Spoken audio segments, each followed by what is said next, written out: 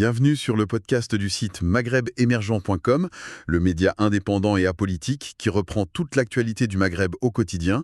Bonjour, aujourd'hui on se penche sur une info qui a fait parler d'elle. Algérie Post et son service Barid Pay, plus précisément l'arrivée d'un seuil minimum pour les paiements.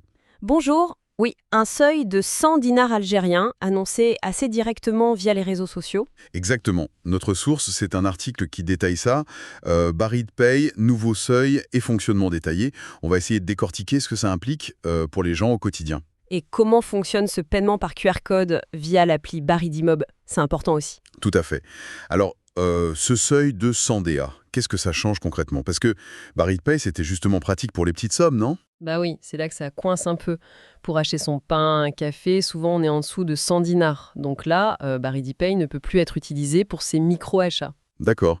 C'est quand même un changement notable pour un service qui mise sur la simplicité, la facilité. Précisément, l'article ne donne pas la raison officielle, mais ça limite forcément l'usage pour ces transactions très fréquentes.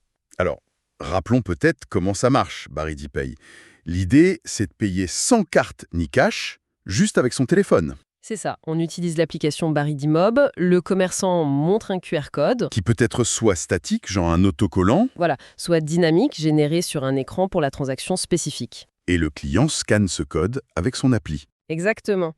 Si le code est statique sans montant prédéfini, ou s'il est dynamique, le client doit parfois entrer le montant lui-même sur son téléphone. Ok, et ensuite il valide. Oui. Et là, le système de confirmation est assez robuste, semble-t-il. Le commerçant reçoit un SMS avec un code. Un code à usage unique par SMS. Oui, pour qu'il confirme de son côté qu'il a bien reçu l'argent, en quelque sorte. Il doit saisir ce code, on imagine, sur son appareil ou une interface. Et le client, il a une notification sur son appli. C'est ça, une notification qui confirme le débit sur son compte CCP, et le commerçant reçoit aussi une confirmation que son propre compte CCP commercial a été crédité. Donc double, voire triple confirmation, hein, c'est sécurisant. Tout à fait. Ça vise à éviter les erreurs ou les fraudes. Et, point important, le commerçant doit avoir un compte CCP spécifiquement commercial et un numéro de mobile algérien actif lié à ce compte. Ce qui définit qui peut proposer ce service. Revenons au seuil de 100 DA. Quel impact sur cet écosystème? On a parlé des micro-achats. Ben oui, ça introduit une friction. L'utilisateur sort son téléphone pour un petit achat et refusé.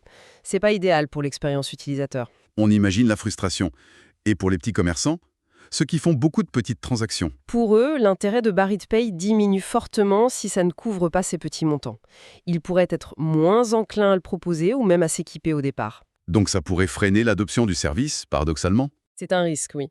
Alors qu'Algérie Post veut faciliter les transactions, comme le dit l'article, ce seuil semble aller un peu à contre-courant pour une partie des usages. Ça met en balance l'innovation, le QR code simple et cette contrainte du seuil. Exactement. La simplicité du QR code, la sécurité des validations, c'est positif, mais le seuil limite la portée pratique, surtout pour le quotidien. Donc pour résumer, nouveau seuil de 100 DA pour Baridipay via Baridimob. Paiement par scan de QR code, statique ou dynamique, avec transfert de compte CCP à compte CCP commercial. Et un système de validation par SMS pour le commerçant et notification pour les deux. Mais ce seuil impacte directement les petits achats et pose question sur l'équilibre entre facilité et peut-être des contraintes opérationnelles ou économiques. Une dernière réflexion peut-être? Oui, en restant sur les faits, même avec ce seuil, comment ce service Baridpay, basé sur une technologie simple comme le QR code, peut-il vraiment s'intégrer dans les habitudes?